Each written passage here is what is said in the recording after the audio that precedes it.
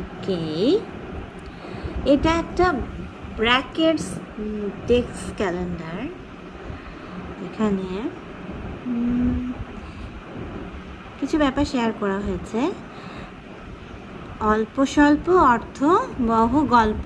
যুগে যুগে মানুষ তাদের মূল্যবান মুদ্রা, স্বর্ণালঙ্কার ও মূল্যবান সম্পদ নিরাপদে বহনের এবং সংরক্ষণের জন্য নানা ধরনের জিনিস ব্যবহার করত। সময়ের সাথে সাথে সেই পদ্ধতি বদলে বাক্স, নড়তেছে, পাউচ, মাটির ব্যাগ থেকে বর্তমান যুগের মানি ব্যাগ, তুমি চিনো মানি ব্যাগ, এসে পৌঁছেছে।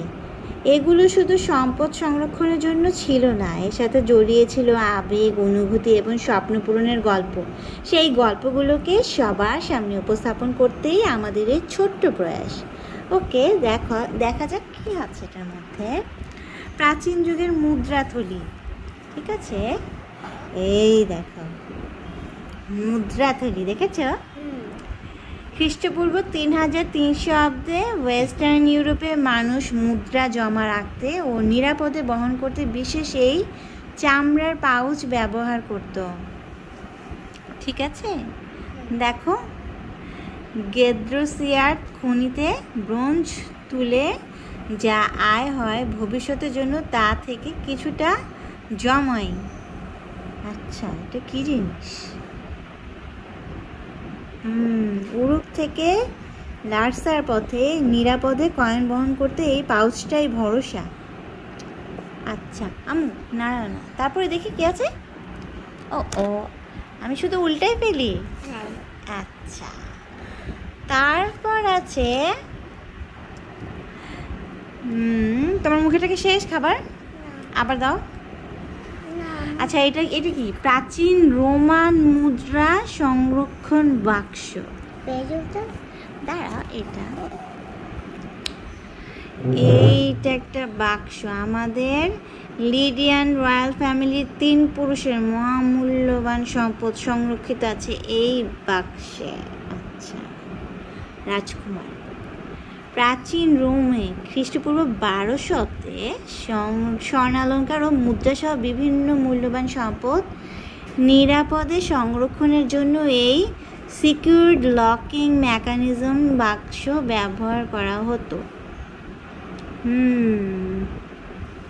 তাই লক আছে, ঠিক আছে। তারপরে এরপরে কি আছে? হেলেনিস্টিক মুদ্রা বাক্স, ঠিক আছে। এইটা কেমন? এটা ফাঁকা ফাঁকা কেন? কেমন ফাঁকা ফাঁকা? কারণ এগুলো জানালা। হ্যাঁ। আচ্ছা, এটা একটা বাসা, ছোট্ট একটা মানি ব্যাগের বাসা। আলেকজান্ডার দ্য গ্রেটের সময়কালে খ্রিস্টপূর্ব 4th শতাব্দী থেকে খ্রিস্টপূর্ব 2য় শতাব্দী পর্যন্ত নিরাপদে মুদ্রা সঞ্চয়ের জন্য হেলেনিস্টিক বাক্স ব্যবহার করা হতো। নিজের একটা জাহাজ কিনবো, তাই মূল্যবান মূলধন জমানোর এই বাক্স কিনেছি।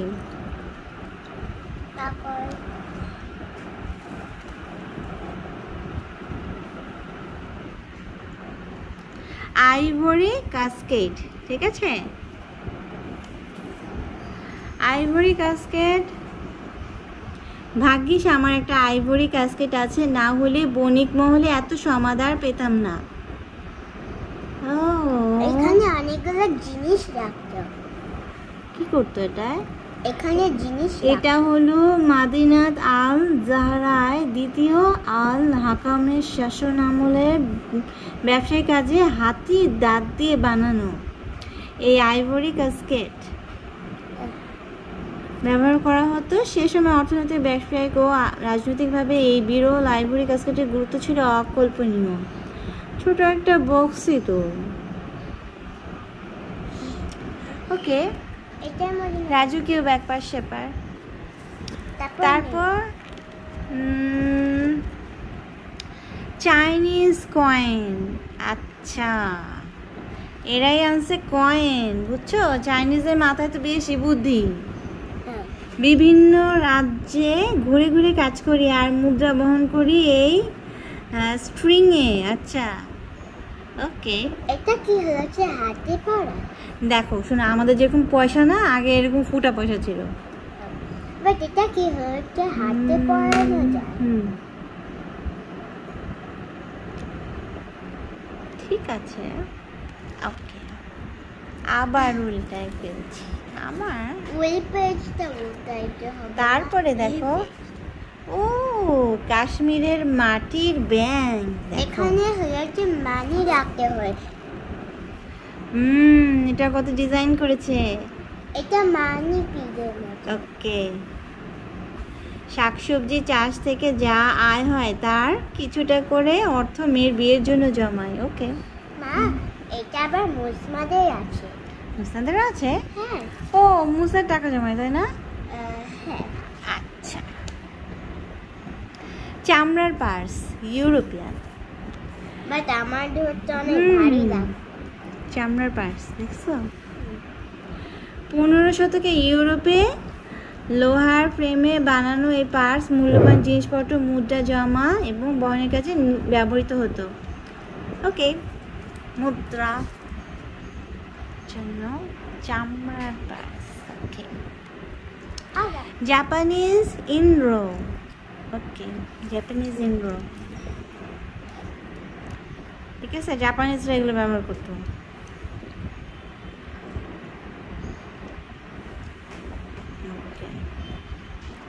তারপর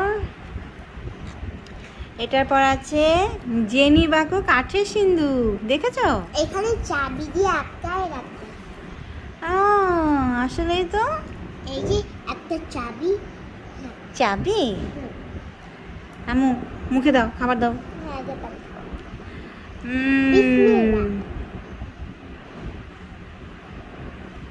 ঠিক আছে, তারপর আমরা কি করব? তৃতীয় নেপোলিয়ান ফ্রেঞ্চ কয়েন পার্স। ওকে। হ্যাঁ, তুমি কি জানো বাবা কখন উঠবে? জানি না। আচ্ছা, তারপরে দেখো, এটা একটা পার্স। আমার ভাই এই নতুন কয়েন পার্সটি উপহার দিয়েছে। আচ্ছা, দিয়েছে। ওকে। ফ্রেঞ্চ পার্স, ভিক্টোরিয়ান যুগে নারী পুরুষ উভয়ই মূল্যবান মুদ্রা সংরক্ষণ ও বহনের জন্য এই কয়েন পার্স ব্যবহার করতেন। এই পার্সগুলো নানা কারুকার্যে অলঙ্কৃত ছিল। ওকে। তারপর কি আছে? মাম্মা। না না, খেতে হবে। আর একটু পরে রেস্ট নিয়ে খাও। আচ্ছা, কাস্ট আয়রন ব্যাংক, আমেরিকান। ঠিক আছে। এটা কি আমেরিকাতে পাওয়া যায়? হ্যাঁ, ওই যে তোমার মেজবানটা যেখানে থাকে। নারায়ণ।